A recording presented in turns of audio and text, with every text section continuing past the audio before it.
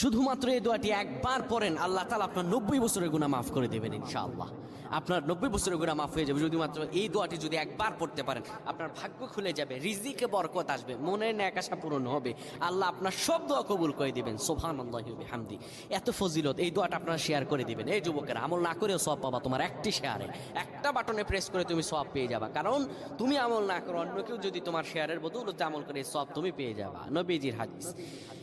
আমার ভাইয়েরা, আল্লাহর কাছে দোয়া করা, আল্লাহর কাছে দোয়া চাওয়া, এটি হলো মুমিনদের কাজ। আমার আল্লাহ বান্দাকে বলেন, বান্দারে উদউনি আস্তাজিব লাকুম, আমার কাছে চাও, আমার কাছে চাইলে আমি আল্লাহ তোমাকে দিয়ে দিব।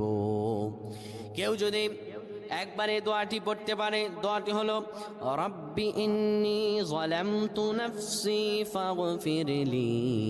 কেউ যদি এই দোয়াটা একবার পড়তে পারে, আমার আল্লাহ তাআলা তার 90